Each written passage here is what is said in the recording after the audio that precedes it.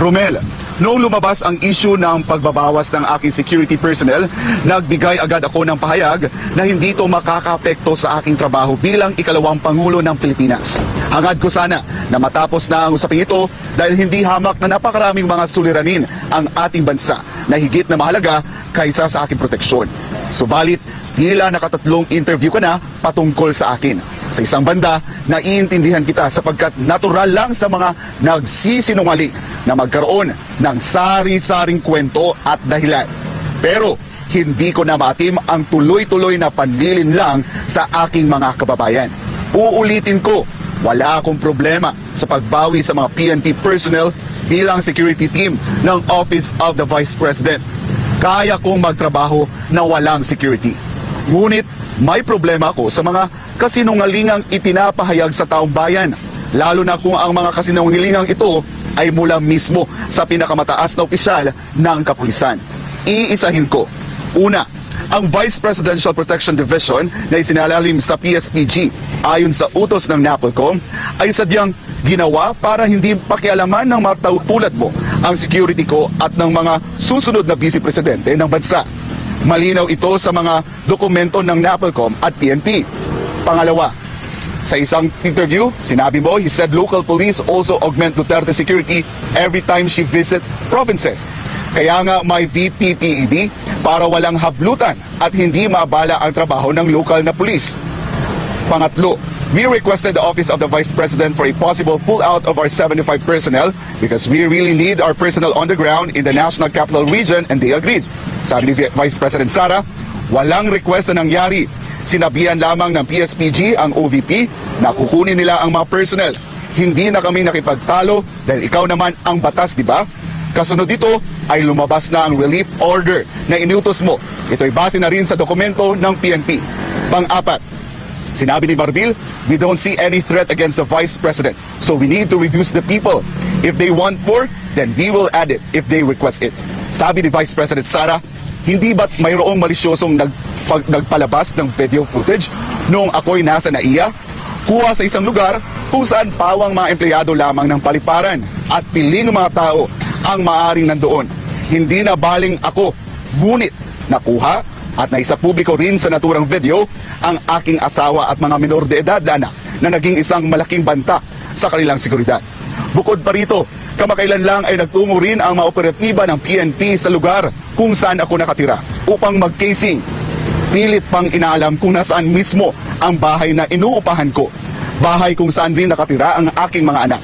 Kung hindi ito napigilan ng mga nagmagandang loob na opisyal ng Homeowners Association, hindi ko na alam kung ano pa ang maaaring mangyari. Ano ba ang ibig sabihin ng threat sa iyo? Ang banta ba ay maaari lamang magmula sa mga external elements? Hindi na ba threat kung ang harassment ay nanggagaling mismo sa mga tauhan ng gobyerno? Isa pa, sinasabi mong walang threat pero pwedeng mag-request ng dagdag na personnel. Ano ba talaga? Kung talagang wala kang nakikitang banta laban sa akin, bakit nagtira ka pa ng 45 tauhan ng PNP na ikaw ang pumili? Tandaan mo, pagdating sa seguridad ng aking pamilya, ako ang makakapagsabi kung sino ang karapat-dapat, hindi ikaw. Batas ka lang, hindi ka Diyos. Panglima, sinabi ni Marbil, the relief was for police visibility. Sabi naman ni Vice President Sara, maganda sana ang hangarin kung totoo. Ngunit kaduda-duda na ang 38 sa 75 PNP personnel na pinili ninyong masakop ng relief order ay mga pulis na mula sa Mindanao at ipinapalipat sa National Capital Region. Na para bang hindi kulang ang pulis sa Mindanao. Simula nang maging mayor ako ng 2010, nandyan na ang issue ng kakulangan ng pulis. Hindi mo mahahabol ang pulis to population ratio mo sa pagkuha ng security ko. Ang kailangan ng PNP ay isang chief na makabagong mag-isip at gagamit ng makabagong teknolohiya, drones, innovations at iba pa upang mabigyan ng solusyon ang issue ng peace and order. Kung kaya ninyong ilagay sa langanin ng aking seguridad, nag-aalala ako sa uri ng harassment na kaya ninyong gawin sa karaniwang taong bayan.